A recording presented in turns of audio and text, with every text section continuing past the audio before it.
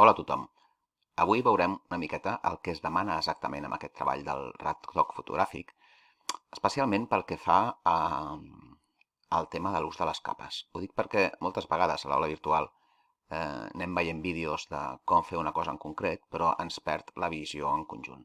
Vale? Llavors, no explicaré res de com es fa, però sí com ha de quedar. D'acord? El que se'ns demana és que partim d'una imatge original. Aquí tenim totes les capes posades. Aquesta és la imatge original. Vale? Què he fet amb aquesta imatge original? La he copiat amb una capa nova, l'he anomenat retoc, ara l'obro, i en aquesta capa sí que he anat retallant tots els elements que volia, he tret el micròfon que hi havia a sota, aquest micròfon d'aquí, d'acord? Tot això ja ho hem fet, d'acord? Per tant, amb aquesta capa retoc, l'única cosa que he fet ha sigut això, retallar, amb l'eina clonar eliminar el micròfon, d'acord? I també hem tret algunes pigues amb l'eina clonar. Vale, perfecte. Capa ulls. A la capa ulls no he de tornar a copiar tot això i treballar amb els ulls. A la capa ulls només he de pintar a sobre d'aquests ulls. La capa ulls és una capa transparent, d'acord? Que ara l'obriré, vale? I ampliaré perquè veiem bé. D'acord. Què hi ha a la capa ulls? Doncs a la capa ulls, si jo trec de la visió la capa retoc, no hi ha res, només hi ha el blau pintat, que coincideix a sobre dels ulls. Som com les capes transparents, som com capes d'acetat, d'aquelles plàstics transparents, d'acord, de les diapositives amb les que nosaltres pintem. Fixeu-vos, en aquesta capa no hi ha res, només hi ha aquest blau que jo he pintat just a sobre de les pupil·les de la nostra protagonista, d'acord? Llavors, en aquesta capa és la que li faig l'opció de superposició de normal, quan estigueu pintant al principi, això us quedarà així, queda francament malament, d'acord?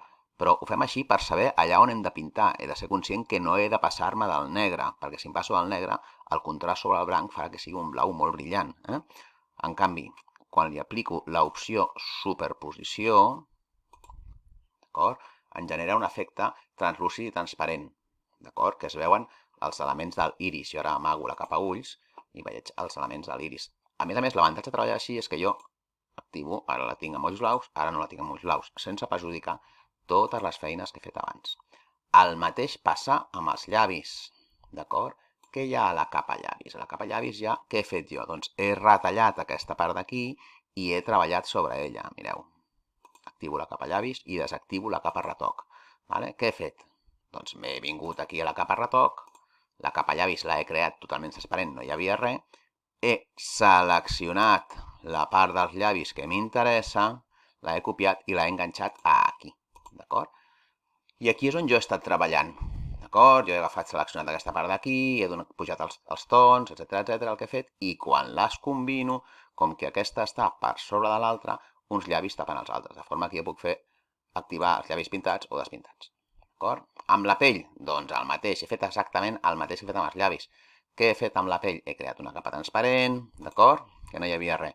I aquí, a la capa retoc, el que he fet ha sigut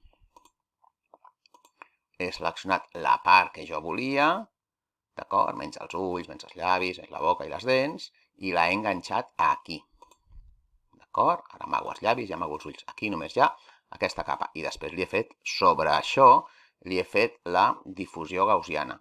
Quan ho combino amb aquesta, és quan em genera l'efecte de la pell més suau. Activo, desactivo. Dissimulo, matiso alguns els temes d'arrugues i de poros. D'acord? Sí? Què més? El tatuatge exactament igual. El tatuatge com és una part que enganxo.